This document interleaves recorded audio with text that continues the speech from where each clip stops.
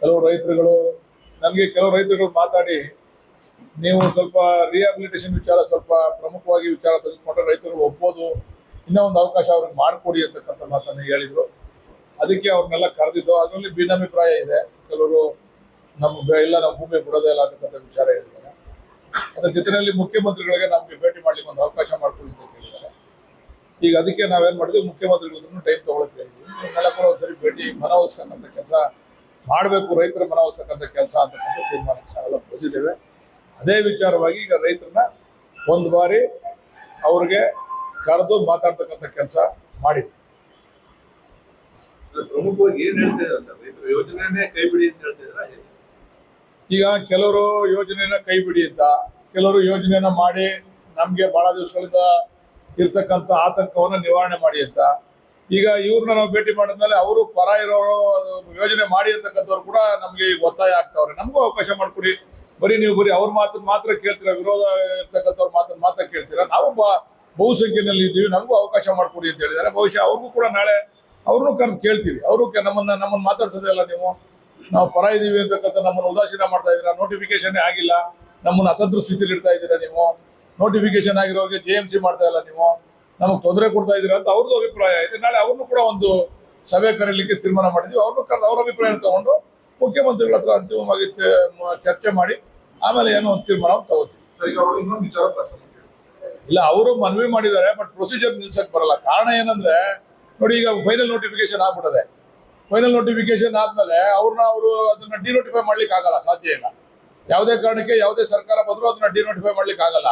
ಈಗ ಅವ್ರನ್ನ ನಾವು ಫೈನಲ್ ನೋಟಿಫಿಕೇಶನ್ ಮಾಡ್ಬಿಟ್ಟು ಅವ್ರನ್ನ ನೀವು ಪರಿಹಾರ ಕೊಡಲ್ಲ ಅಂತಂದ್ರೆ ಅವ್ರು ನಾಳೆ ನಮ್ಗೆ ಅವ್ರು ಬೈತಾರೆ. ನಾವೇನ್ ಹೇಳ್ತಾ ಇದೀವಿ, ಯಾವ ರೈತರು ನಮಗೆ ಪರಿಹಾರ ಕೊಡಿ ಅಂತ ಹೇಳಿ ನಮ್ಗೆ ಕೇಳ್ಕೊಂತಾರೆ, ಲೆಟರ್ ಕೊಡ್ತಾರೆ, ಅವ್ರು ಮಾತ್ರ ನಾವು JMC ಮಾಡ್ತೀವಿ. ಬಲವಂತವಾಗಿ ಹೋಗಿ JMC ಮಾಡ್ತಕ್ಕಂಥ ಪ್ರಕ್ರಿಯೆ ನಾವು ಮಾಡಲ್ಲ. ನಾವು ಯಾರು ನಮ್ಗೆ ಪರಿಹಾರ ನಮ್ಗೆ JMC ಸಮೇತ ನಮ್ಗೆ ಕೊಡಿ ಅಂತ ಹೇಳಿ ನಮ್ಗೆ ಲೆಟರ್ ಕೊಡ್ತಾರೆ, ಅವ್ರಿಗೆ ಮಾತ್ರ ನಾವು ಅದನ್ನ ಕನ್ಸಿಡರ್ ಮಾಡ್ತೀವಿ. ಈಗ ಅವರು ತ್ರಿಶಂಕು ಸ್ವರ್ಗ ಆಗ್ಬಿಡ್ತಾರೆ, ಫೈನಲ್ ನೋಟಿಫಿಕೇಶನ್ ಆಗ್ಬಿಟ್ಟದೆ. ನಾಳೆ ಮರ ಮುಗುಟು ಏನಾದ್ರು ಹೆಚ್ಚು ಕಡಿಮೆ ಆದ್ರೆ ನಾಳೆ ಮರಗಳೇ ಇರಲ್ಲ ಅನ್ಕೊಳ್ಳಿ, ಏನಾದ್ರು ಹೆಚ್ಚು ಕಡಿಮೆ ಆಯ್ತು, ಒಣಗೋಯ್ತು, ಮಳೆ ಇಲ್ಲ, ಅವರು ಫೈನಲ್ ನೋಟಿಫಿಕೇಶನ್ ಆದ್ಮೇಲೆ ವ್ಯವಸಾಯ ಬಿಟ್ಬಿಡ್ತಾರೆ ಅನ್ಕೊಳ್ಳಿ. ಈಗ ಅವ್ರದ್ದೆಲ್ಲ ಇವಾಗ ಇದೈತೆ, ಅಡಿಕೆ ಐತೆ, ತೆಂಗೈತೆ, ಆಮೇಲೆ ರೇಷ್ಮೆ ಐತೆ, ಬಾಳೆ ಐತೆ, ಇವಕ್ಕೆಲ್ಲ ಪರಿಹಾರ ಕೊಡದೆ ಹೋದ್ರೆ ತಪ್ಪಾಗಲ್ವ? ಅದು ಅವ್ರಿಗೆ ಅನ್ಯಾಯ ಆದಂಗೆ ಆಯ್ತದೆ. ನಾವು ಯಾರಿಗೂ ಬಲವಂತವಾಗಿ ಅವ್ರು ಕೊಟ್ರೆ ಮಾತ್ರ ಹೋಗಿ ಮಾಡ್ತೀವಿ JMC. ನಾವು ಬಲವಂತವಾಗಿ ಹೋಗಿ ಮಾಡಲ್ಲ, ಒತ್ತಾಯ ಪೂರ್ವಕವಾಗಿ ಎಲ್ರಿಗೂ ಮಾಡಲ್ಲ. ಯಾರು ನೋಟಿಫಿಕೇಶನ್ ಆಗಿದೆ ಅವ್ರೇನ್ ಕೊಡ್ತಾರೆ ಅದನ್ನ ಮಾಡ್ತೀವಿ ಅಷ್ಟೇ. ಆಗ್ಲೇ ಸುಮಾರು ಒಂದು 75% ಮೇಲೆ 110 ಕೋಟಿ ಕೊಟ್ಟಿದ್ದೀವಿ ಈಗಾಗಲೇ ಕಾಂಪೋಸಿಷನ್. 75% 80% ಕೊಟ್ಟಿದ್ದಾರೆ. ಬಟ್ ಕೆಲವೊಂದು ಡಿಸ್ಪ್ಯೂಟ್ ಅವೇನೋ ದಾಖಲಾತಿಗಳು ಅವೆಲ್ಲ ಕೊಡ್ಬೇಕಲ್ಲ, ಸರ್ಕಾರಕ್ಕೆ ದಾಖಲಾತಿಗಳನ್ನ ಒದಗಿಸ್ಕೊಟ್ರೆ ಆದಷ್ಟು ಬೇಗ ಎಲ್ಲ ಕ್ಲಿಯರ್ ಮಾಡ್ತೀವಿ. ಇಲ್ಲ, ಇದು ರಾಜಕೀಯಕ್ಕೆ ತಿರ್ಕೊಂಡ್ಮೇಲೆ ಕುಮಾರಸ್ವಾಮಿ ಅವರು ಪಾದಾರ್ಪಣೆ ಮಾಡಿದ್ಮೇಲೆ ಮುಖ್ಯಮಂತ್ರಿಗಳು ನನಗೆ ಒಂದು ಆದೇಶ ಕೊಟ್ಟರು, ಇನ್ನೊಂದ್ಸರಿ ರೈತರನ್ನ ಮನವೊಲಿಸ್ತಕ್ಕಂಥ ಕೆಲಸ ಮಾಡಪ್ಪ ಕರೆದು ಅಂತ ಹೇಳಿ. ಅದಕ್ಕೆ ನಾನು ಇವತ್ತು ಈ ಮೀಟಿಂಗ್ ಅನ್ನ ಕರೆದೆ. ಮುಖ್ಯಮಂತ್ರಿಗಳ ಆದೇಶದ ಮೇಲೆ ಈ ಮೀಟಿಂಗ್ ಕರೆದಿರೋದು, ಅವ್ರನ್ನ ಮನವೊಲಿಸ್ತಕ್ಕಂಥ ಕೆಲಸ ಮಾಡಬೇಕು ಅಂತಕ್ಕಂಥದ್ದು. ಕೆಲವರೆಲ್ಲ ನನಗೆ ಫೋನ್ ಮಾಡಿ ರಿಹಾಬಿಲಿಟೇಷನ್ ವಿಚಾರ ಸ್ವಲ್ಪ ನೀವು ಒಂಚೂರು ಯೋಚನೆ ಮಾಡಿ, ಇನ್ನೂ ಸ್ವಲ್ಪ ಧಾರಾಳವಾಗಿ ಸಣ್ಣ ರೈತರುಗಳಿಗೆ ಮತ್ತೊಮ್ಮೆ ಸಣ್ಣ ಪುಟ್ಟ ರೈತರುಗಳಿಗೆ ನೀವು ರಿಹಾಬಿಲಿಟೇಷನ್ ವಿಚಾರದಲ್ಲಿ ಸ್ವಲ್ಪ ಧಾರಾಳವಾಗಿ ಸರ್ಕಾರ ಮನಸ್ಸು ಮಾಡಬೇಕು ಅಂತಕ್ಕಂಥ ವಿಚಾರನೂ ಹೇಳಿದ್ರು. ಅದಕ್ಕೆ ಕರೆದೆ. ಬಟ್ ಅದನ್ನ ಇಲ್ಲಿ ಚರ್ಚೆ ಮಾಡ್ಲಿಕ್ಕೆ ಅವರು ಬಿಡ್ಲಿಲ್ಲ. ಕೆಲವರು ಅಲ್ಲ, ನಮ್ಗೆ ಬೇಡಕ್ಕೆ ಬೇಡ ಅಂತಕ್ಕಂಥ ಮಾತನ್ನು ಹೇಳಿದ್ರು.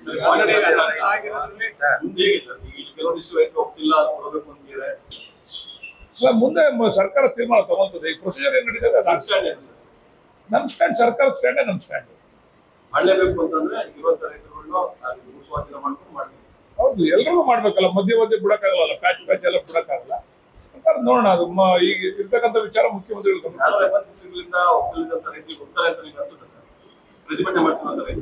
ಸುಮಾರು ಅದ್ರಲ್ಲಿ ಪ್ರತಿಭಟನೆ ಮಾಡೋದ್ರಲ್ಲಿ ಸುಮಾರು ಒಂದು 45% ಆಗ್ಲೇ ಅವರೆಲ್ಲ ಒಪ್ಪಿಗೆ ಕೂಡ ಕೊಟ್ಟಿದ್ದಾರೆ. ಹಿಂದೆ ಮಾಡ್ತಾ ಇದ್ರಲ್ಲ ಸ್ಟಾರ್ಟಿಂಗ್ ಅಲ್ಲಿ, ಅವ್ರಿಗೆಲ್ಲ ಸ್ವಲ್ಪ ರೇಟಿನ ವಿಚಾರ ಇರ್ಬೋದು, ರಿಹಾಬಿಲಿಟೇಷನ್ ವಿಚಾರ ಇರ್ಬೋದು, ಇವೆಲ್ಲ ಮನವೊಲಿಸಿ ಅವರು ಸುಮಾರು ಜನ ಬದಲಾವಣೆ ಪರಿವರ್ತನೆ ಕೂಡ ಆಗಿದ್ದಾರೆ. ಈಗ ನೋಡ್ರಿ, ಯಾವುದೇ ಇದನ್ನ 100% ಭಾಗ ಯಾರನ್ನು ರೈತರು ಒಪ್ಪಿಸಿ ಮಾಡಿರ್ತಕ್ಕಂಥ ಉದಾಹರಣೆ ಎಲ್ಲೂ ಇಲ್ಲ. ಅದರಿಂದ ನಾವು ಮನವೊಲಿಸ್ತಕ್ಕಂಥ ಪ್ರಯತ್ನ ಮುಖ್ಯಮಂತ್ರಿ ಆದೇಶ ಮಾಡ್ತಾ ಇದೀವಿ. 2-3 ಸಾರಿ ಕೇಳಿದ್ರೆ ತಪ್ಪಿಲ್ಲ. ನಾನು ಅವ್ರಿಗೆ ಉದಾಹರಣೆ ಕೊಟ್ಟಿದ್ದೀನಿ ನೋಡಿ. ನಾನು ಸ್ಥಳಕ್ಕೆ ಹೋಗ್ತೀನಿ, ಅಲ್ಲಿ ಗೊಂದಲ ಆಗ್ತದೆ, ನಾಳೆ ಪೊಲೀಸ್ನವರು ಕೇಸು ವಗೈರೆ ಮತ್ತೊಂದು ಹಾಕ್ಬೋದು. ಆ ಗೊಂದಲಕ್ಕೆ ಅವಕಾಶ ಮಾಡೋದು ಬೇಡ ಅಂತ ಹೇಳಿ ನಾನು ಇಲ್ಲೇ ಕರೆದಿದ್ದೆ. ಈಗ ಒಂದು 8 ತಿಂಗಳ ಹಿಂದೆ ನಾನು ಇಲ್ಲೇನೆ ಒಂದು ಇದೇ ತರ ರೈತರುಗಳು ಬನ್ನಿ ನೀವು ನಾನು ಚರ್ಚೆ ಮಾಡೋಣ ಅಂತ ಕರೆದ್ರೆ ಅವರು ಜನತಾದಳದವ್ರು ಏನ್ ಮಾಡಿದ್ರು, ನೀವು ಟೆಂಪೋ ಮಾಡ್ಕೊಂಡು ಹೋಗಿ, ನೀವು ಲಾರಿ ಮಾಡ್ಕೊಂಡು ಹೋಗಿ ಒಂದ್ 3,000 ಜನ ಹೋಗಿ ಗಲಾಟೆ ಮಾಡಿ ಅಂತ ಅಂದಾಗ ನಾನು ಹಿಂಗ್ ಸಭೆ ಈ ಜನ ಬಂದಿರೋ ಡ್ರೈವರ್ ಅಂತ ಹೇಳಿದೆ. ನಾನು ನಿಮ್ಮನ್ನ ಈಗಾಗಲೇ 8 ತಿಂಗಳಿಂದ ಕರೆದಿದ್ನಲ್ಲ, ನೀವು ಇದೇ ತಿಂಗಳು ಬಂದಿರೋ ಅವತ್ತು ನಾನು ಚರ್ಚೆ ಸಾಧಕ ಬಂದ ಚರ್ಚೆ ಮಾಡ್ತಿದ್ದೆ. ನೀವು ಅವತ್ತು ಅವರು ಬೇರೆ ಪಕ್ಷದವ್ರು ನಮ್ಮ ವಿರೋಧಿಗಳು 2,000 ಜನ ಜೊತೆ ಚರ್ಚೆ ಮಾಡಾಯ್ತು. ಇಲ್ಲಿ ಒಬ್ಬೊಬ್ರು ನಾನು ಮಾತಾಡ್ತಾರೆ. ಈಗ ನಾನು ಸ್ಥಳಕ್ಕೆ ಹೋಗ್ತೀನಿ, ನನ್ನ ಮೇಲೆ ಏನೋ ಒಂದು ಅವಘಡ ಆಯ್ತು ಅನ್ಕೊಳ್ಳಿ, ಈ ಮಾಧ್ಯಮದಲ್ಲೂ ಕೂಡ ಬರ್ತದೆ. ಅವಘಡ ಆದಾಗ ಅವ್ರ ಮೇಲೆ ಕೇಸ್ ಹಾಕ್ಬೇಕು, ನಮ್ಮ ಹೆಣ್ಮಕ್ಳ ಮೇಲೆ ನಮ್ಮ ರೈತರ ಮೇಲೆ ಕೇಸ್ ಹಾಕ್ಬೇಕು. ನಾನು ಇದಕ್ಕೆ ಅವಕಾಶ ಮಾಡೋದು ಕೊಡೋದು ಬೇಡ ಅಂತ ನಾನು ಹೋಗ್ಲಿಲ್ಲ ಅಷ್ಟೇ. ಟೈಮ್ ಕೇಳ್ತಾ ಇದೀವಿ, ಅವ್ರು ಹೇಳಿದಾರೆ ಸರಿ ನಮ್ಮ ಮುಖ್ಯಮಂತ್ರಿಗಳ ಭೇಟಿಗೆ ಅವಕಾಶ ಮಾಡ್ಕೊಡಿ ಅಂತ ಟೈಮ್ ಕೇಳ್ತಾ ಇದೀವಿ ಮುಖ್ಯಮಂತ್ರಿಗಳಿಗೆ. ಅವರು ಟೈಮ್ ಕೊಟ್ಟು ತಕ್ಷಣ ಕರ್ಕೊಂಡೋಗಿ ಭೇಟಿ ಮಾಡಿಸ್ತಾರೆ. ಆ ತರ ಏನಿಲ್ಲ, ವಿಶ್ವಾಸ ಮೊದಲಿಂದ ಐತೆ. ಅವರೇ ಹೋಗಿ ಉಪಮುಖ್ಯಮಂತ್ರಿಗಳನ್ನ ಭೇಟಿ ಮಾಡ್ಕೊಂಡು ಬಂದಿದ್ರಲ್ಲ, ಅವರೇ ಹೋಗಿ ಉಪಮುಖ್ಯಮಂತ್ರಿ ನೋಡ್ರಿ, ಇದು ಯಾವುದೋ ಒಂದು ಪಕ್ಷದ ಅವರು ಇದರಲ್ಲಿ ಇನ್ವಾಲ್ವ್ ಆದ್ರೆ ಮಾತ್ರ ಇದು ಸಮಸ್ಯೆಗಳಾಗ್ತದೆ. ರೈತರು ಪ್ರಾಮಾಣಿಕವಾಗಿರ್ತಕ್ಕಂಥ ರೈತರು ಬಂದ್ರೆ ಸಮಸ್ಯೆಗಳಾಗಲ್ಲ. ಯಾರೋ ಹಿಂದ್ಗಡೆಯಿಂದ ಒಬ್ಬ ಏನೋ ಅವಘಡ ಮಾಡ್ತಾನೆ, ಅವಾಗ ಅದಕ್ಕೆ ಇಡೀ ರೈತರ ವ್ಯವಸ್ಥೆಗೆ ಧಕ್ಕೆ ಬರಲ್ವಾ? ಅದು ಆಗ್ಬಾರ್ದು ಅಂತ ದೃಷ್ಟಿ ಅಷ್ಟೇ. ನಾವು ಕರೆದಿದ್ದು ಇಲ್ಲೇನೆ ಮಾತಾಡೋಣ ಬನ್ನಿ ಅಂತ. ಅವರು ಅವತ್ತೊಂದು ಸ್ಥಿತಿನಲ್ಲಿ ಅವರು ಆ ರೀತಿ ತೀರ್ಮಾನ ತಗೊಂಡಾಗ ನಾವು ಅದನ್ನ ಕ್ಯಾನ್ಸಲ್ ಮಾಡ್ದೋ. ಸುಮ್ಮನೆ ಇದೊಂದು ನ್ಯೂಸೆನ್ಸ್ ಆಯ್ತದೆ ಬೇಡ ಅಂತ ಹೇಳಿ ಕ್ಯಾನ್ಸಲ್ ಮಾಡಿ. ನಾನು ಹಳ್ಳಿಗೂ ಹೋಗಿದ್ದೆ, ಅವಾಗ ನಮ್ಮ ಹೆಣ್ಮಕ್ಳೆಲ್ಲ ಅಡ್ಡ ಹಾಕೊಂಡು ನಾನು ಕೇಳಿದ್ರು, ಆಯ್ತು ಬಿಡ್ರವ ಸರ್ಕಾರ ಮಟ್ಟದಲ್ಲಿ ಮಾತಾಡ್ತೀನಿ ಅಂತ.